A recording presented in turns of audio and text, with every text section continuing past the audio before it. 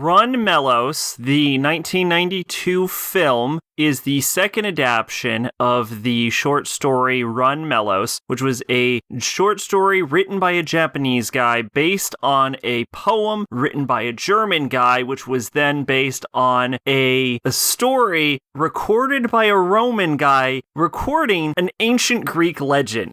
It is about a guy named Melos who goes to Syracuse, the city in Sicily, not any of the other places named Syracuse, to get a ceremonial sword which is to be used for his little sister's upcoming wedding. There he meets an artist who was formerly like the head sculptor of the king, which is King Dionysus II. So, Dionysus II has gone completely crazy and paranoid and basically decides to solve all of his problems with crucifixion. Melos ends up making friends with the artist, and then after he picks up his ceremonial sword, he ends up, for some reason, wandering around the castle just to look around. They mistake him for an assassin, and he gets sentenced to execution by crucifixion. However, he's like, well, I gotta go to my little sister's wedding. Can I get let out for like 3 days just so I can go there to the wedding? And the king's like, you can do it, but only if you can agree to have someone take your place for those 3 days and get executed in your place. There is a reason for this in the narrative that actually kind of makes sense, which is related to growing dissatisfaction with Dionysus II's rule, but it doesn't super matter for this review. Anyway, so what happens is his artist friend ends up taking his place for 3 days, and then Melos goes on a journey to go to his little sister's wedding and then come back within those 3 days. He promises 2 days, but he does technically have before sunset on the third day to arrive and then get executed in the place of his artist friend, who is going to be executed if he does not make it back in time.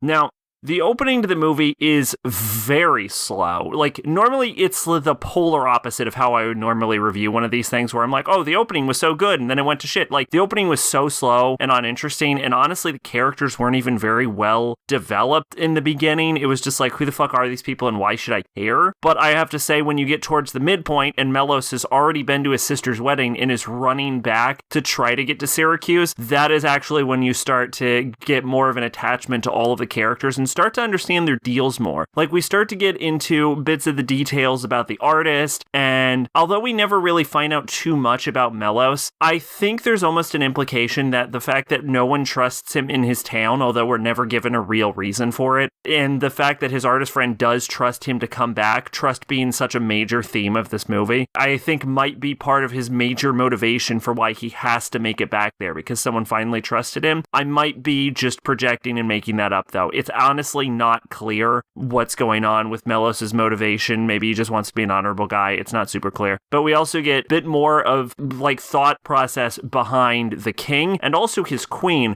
who is the worst person in the entire movie, but also unquestionably the smartest person in the entire movie, because she needs, like, we need to make absolutely sure, first off, this was a stupid idea. Second off, we need to make sure that Melos never makes it back to town or our credibility is completely shot. So she sends assassins after him, which is awful. But on the other hand, she's completely right, because at the end, when Melos does make it back, it ends up upsetting Dionysus II's rule and they end up getting overthrown. So she's completely correct, but she's still kind of terrible. There is a female sort of character in this who acts as a bit of a love interest for the artist, but honestly, she does not serve as much of a point in this movie as I would have expected based on the poster. What this movie really comes down to is sort of about like the themes of trust and stuff like that, and Melos is sort of made out to be this mythological figure compared to Achilles for his like heroism, literally charging into his own death. Like I said, the opening of the movie is kind of slow and boring and plotting, and it's a whole lot of setup for the better second half. I don't think this movie ever ends up turning out great, but I do end up rooting for Melos actively as the movie goes on. And I have to say, Melos's like execution, just where he gets picked up by the palace guards because he was just kind of wandering around, it's a bit contrived, I will say that. So yeah, there's definitely things to dislike, but honestly, what this movie comes down to is a movie about two bros that would literally die for each other, and honestly, I think that's pretty neat. Twitch and Discord in the description. I've been Sacrobolic, your envoy of hope. Bye-bye.